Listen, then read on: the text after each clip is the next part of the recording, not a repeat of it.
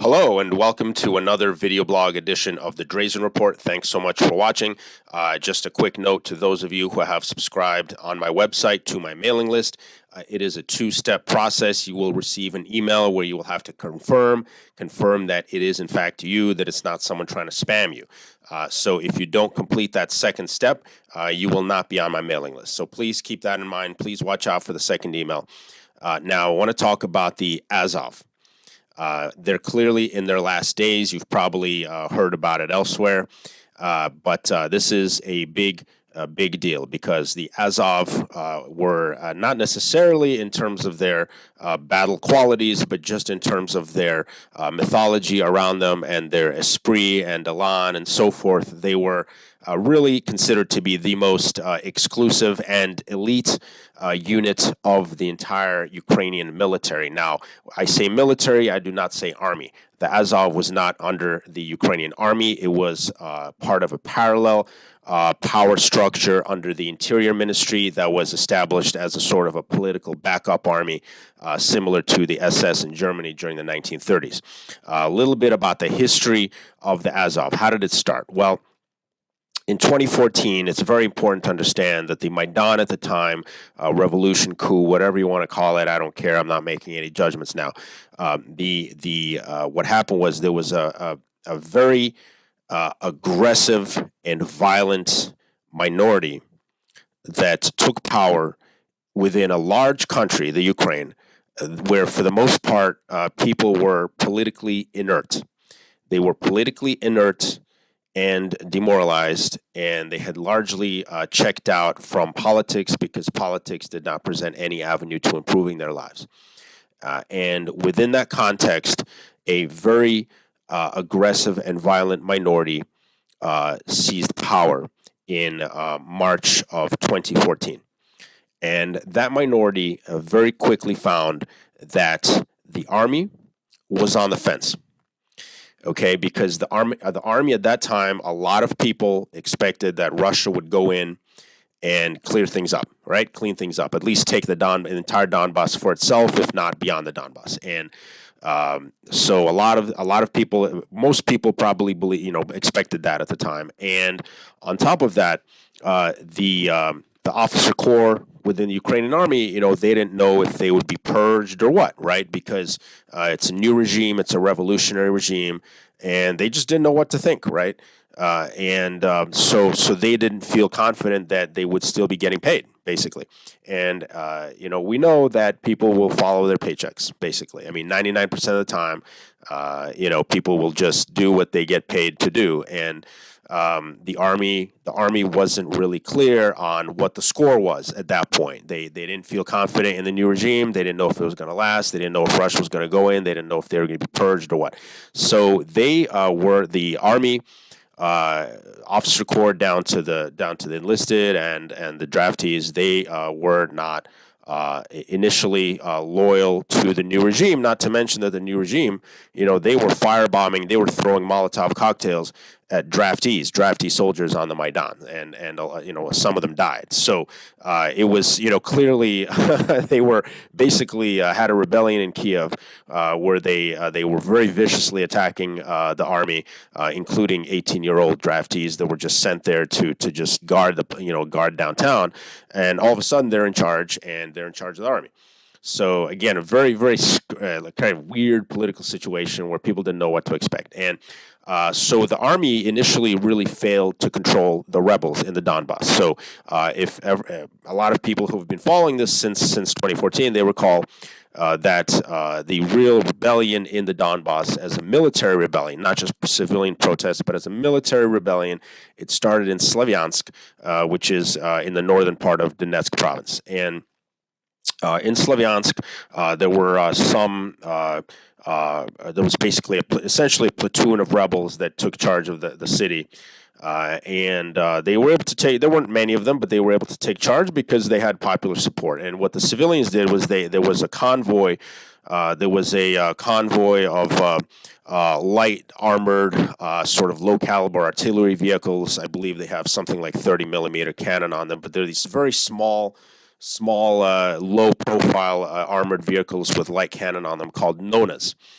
Soviet era weapons. And there was a convoy of Ukrainian army known as that was passing through or very close to Slavyansk, and a large crowd of up to 1,000 civilians came out, blocked the road, and talked the soldiers on those Nonas off of the Nonas, and basically commandeered all of that equipment. And then, of course, all of it went to the rebels. So the basically you had 4 or 5 Ukrainian army armored artillery vehicles that went over to the rebels just immediately without a fight, and the soldiers sort of just disappeared. And that was considered to be a very, very big embarrassment. There were other such incidents, but that was the biggest and best documented, where the army sort of just melted away. And again, very embarrassing.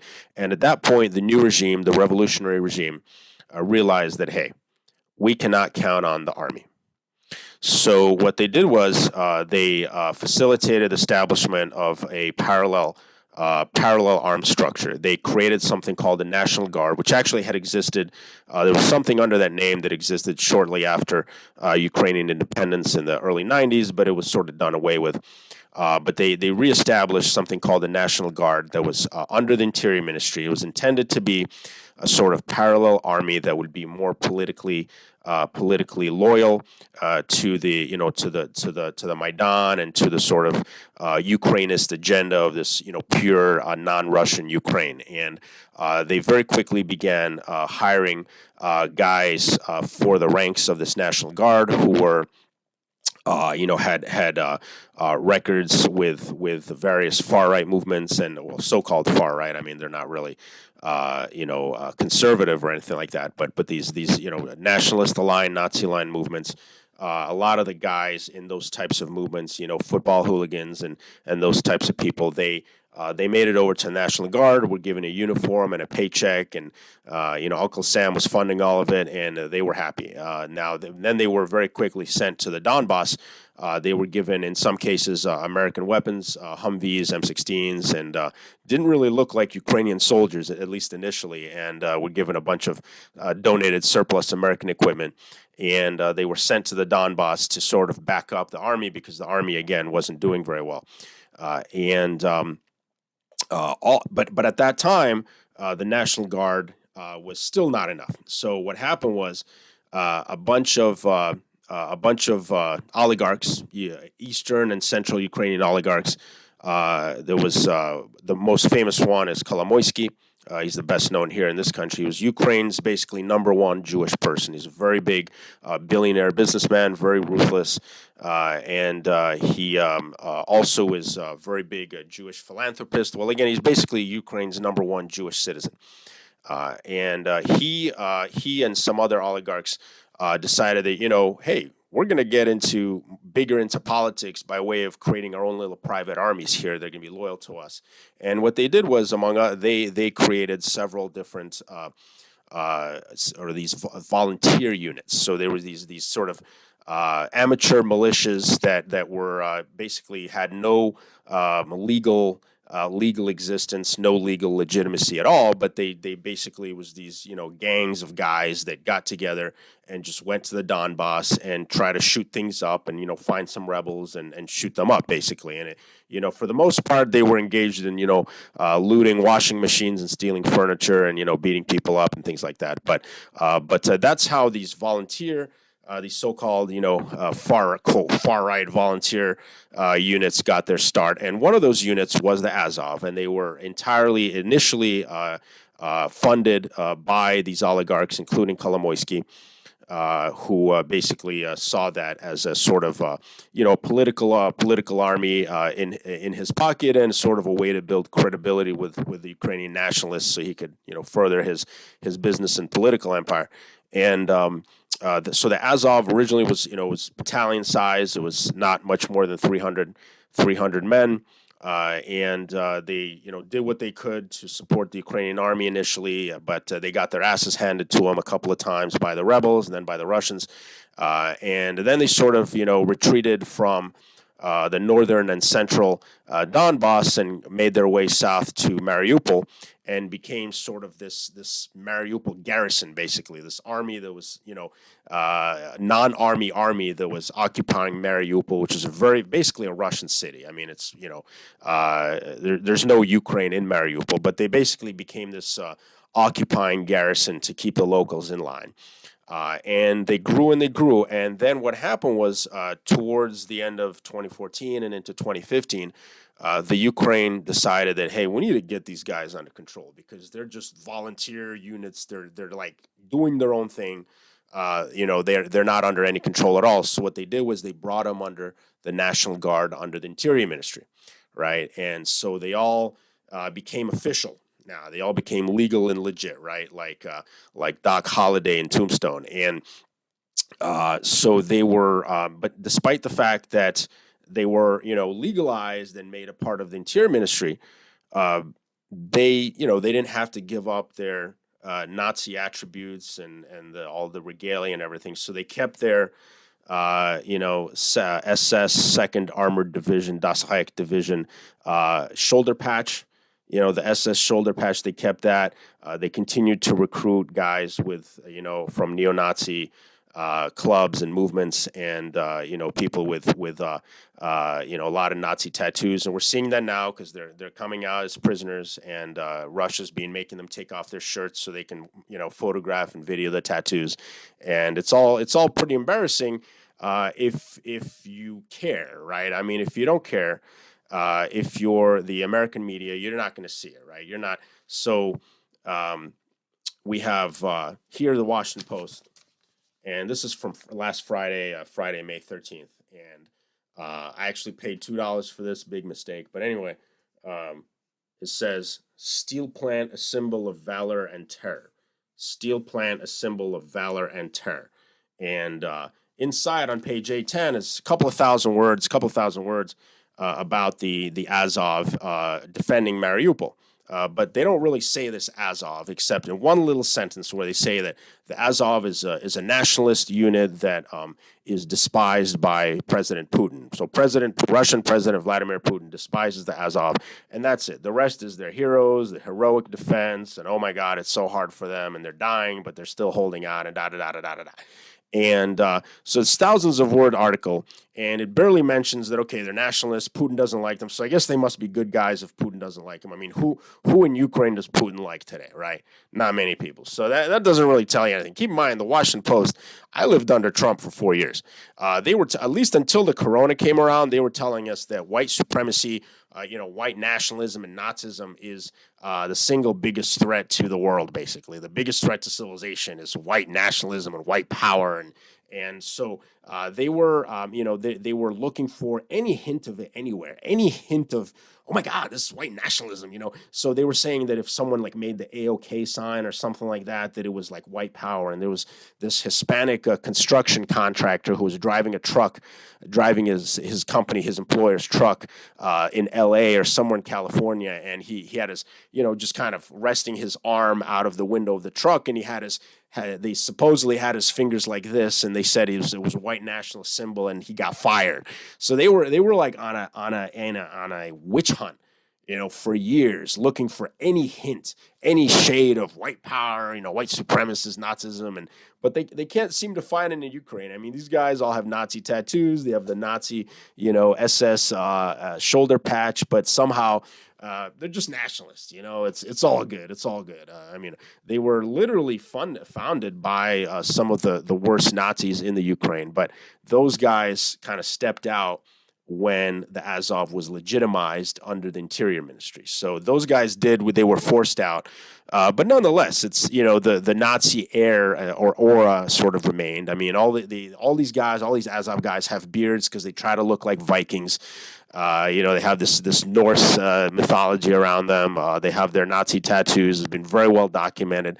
Basically, the way that Russia says if it takes prisoners in Mariupol and it makes them take off their shirt, and if they have Nazi tattoos or SS tattoos or something like that, then they're Azov. And they also have their official or semi-official anthem of the Azov is a song that goes that's called in Ukrainian. It's called Батько наш Бандера, Ukraina Mati, which means our father is Bandera and Ukraine's our mother. Now, who was Bandera? Bandera was the head of the Ukraine rebel army during World War II, who was one of the biggest Jew killers in Ukrainian history, very successful Jew killer, very accomplished, and also responsible for the Volyn genocide against the Polish population in the Northwest. But he's become a Ukrainian national hero, but particularly a hero for the Azov. There's all sorts of graffiti, swastika graffiti, Black Sun graffiti, Batko Nash Bandera graffiti on walls in Mariupol. It's all over the place. But again, our media here, they don't notice. They don't notice because it's. They don't want to notice, they if some guy was some guy was going like this, in America 3 years ago, they'd say it's white power and they get him fired, and now they don't notice anything in Ukraine, it's just Azov, well, it's just nationalists, Putin doesn't like them. So anyway, so they were incorporated and again into the originally this volunteer unit just of basically football toughs and hooligans and just assorted Nazi scum, and they were given they were brought into the power structure under the Interior Ministry. And originally, the forces of the Interior Ministry, the National Guard. Now, keep in mind, they were not people. Everyone thinks, the Azov are the Nazis in the Ukraine. No. There's a lot of these Nazi-oriented battalions and units under the Interior Ministry in the National Guard who are not the Azov. Okay, there's the Tornado Battalion, there's the Donbass Battalion, there's a bunch of others. The Azov just happens to be the most successful and the largest. And when they say it's a battalion, it's not a battalion. When they say regiment, it might be called a regiment formally, but it's a lot bigger than a regiment, okay? Because they're not just in Mariupol, they're throughout eastern Ukraine, from Kharkov down to Mariupol. So they're right now, you've got hundreds of Azov guys that are fighting the Russians in Kharkov province, and so they're well beyond, it's not well beyond Mariupol, but Mariupol was their home base, and I would guess that between the armed personnel, the uniformed personnel, and all the civilian support staff, and the various people running all their businesses and everything, because let's face it, this is the Ukraine. Probably they had upwards of 10,000 people that were either, one way or another, drawing their paycheck as Azov people, and so really much bigger than a regiment, or certainly bigger than a battalion. Battalion is like 300 men. Okay, a regiment is 2,000 to 3,000. The Azov is much bigger. So the Azov was sort of the 600-pound gorilla within the Interior Ministry's National Guard component. But there were a lot of others. But Azov again was most successful. Why? Potentially because they were given this home base where they were a garrison, in Mariupol. It basically became essentially a government within a government in Mariupol. That was their city. No doubt they had their own cash flows there and revenue streams. And by Ukrainian standards, it was a pretty rich city. I mean, it's a huge, massive industry in there, very lucrative, shipping and so forth. And no doubt they had their finger in that pie, and they were able to grow and, get their Azov mugs and Azov T-shirts, and here's your Azov pen and your Azov welcome pack, and by the way, we have an Azov health spa and a country club and all that, and it's like God only knows how they acquired all that wealth and all that real estate, but it's been well documented that the Russians have gone in and found all these places. So, but again. The Azov and Nazis in Ukraine are not interchangeable. There are many other Azov type units within the National Guard under the Ukrainian Interior Ministry. They're just simply Azov was the most successful and the best in terms of business and PR and all that. Now, as I've said, they were a state within a state. And they were also, the Interior Ministry as a whole again, was this political backup army, because originally back in 2014, the army was seen as politically unreliable, weak, and it needed some sort of a backbone, and that would be provided externally by this politically vetted political backup army that came under basically the Interior Ministry, which again is very similar to Nazi Germany during the 1930s and the 1940s. So history doesn't repeat, but it does rhyme, as they say. So now they're being physically taken apart. They're being denazified. When Russia says, "Well, okay, we'll denazify the Ukraine," I mean, this is what they mean. They want to kill these guys, or at least take them prisoner and take them out of the equation, take them out of the military and political equation inside the Ukraine, and they're doing an excellent job of that. And these guys are now coming out. There were a couple here and there that surrendered in Mariupol in the past, but today, Monday, May 16th, as of when I'm recording this video, they are finally coming out in large groups. There was this morning there was a group of 51 that came out, of whom about 40% were non-ambulatory wounded. But then later in the day, there was talk of now hundreds are coming out. So by the time you see this, it may be that most of them have surrendered already. This isn't necessarily something that's going to happen all in one day. But it basically, the writing is on the wall. They're surrendering. The Azov is surrendering. A huge propaganda blow to the Ukraine. Again, this was the most elite Ukrainian unit.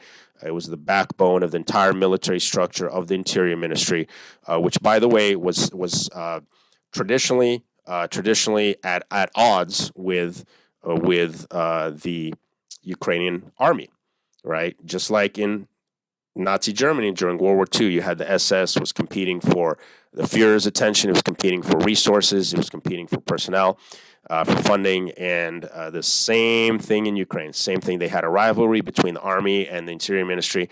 Finally, the Interior Minister was basically this longtime warlord guy who had been around since 2014. He had treated the place as his own private fiefdom. And they almost came to blows with the regular army last year, and finally he was at the intervention of the U.S. ambassador. He was removed. He all of a sudden, 3 days after meeting with the U.S. ambassador, he sent in his resignation letter, effective immediately, and he disappeared. And I've never heard from him again. This guy Avakov, I don't think he's even in the Ukraine right now. So. Zelensky's office won out. They finally took charge of the Interior Ministry, got rid of this J. Edgar Hoover type who had been hogging it for 7+ years. So now now it doesn't matter so much, because basically they're all on the front lines now. But there was a lot of tension between the Ukrainian army and the office of the president on the one hand, and the Interior Ministry and the Azov in particular on the other. In my opinion, Russia's doing Ukraine a favor by killing these guys. It's very unfortunate that these guys that are non-ambulatory wounded, that are now surrendering, that they're being carried out on stretchers, and they're obviously going to be medevac to Russia and given the best medical treatment that the Russian taxpayer can provide, and they'll probably be used for propaganda purposes over there. It would have been better just to leave them all there in the ground. But we have the Geneva Convention, so you have to follow it. Anyway, that's all I have to say about the Azov. Hopefully, shortly after today, we will not be hearing much more from them. Thank you so much for watching.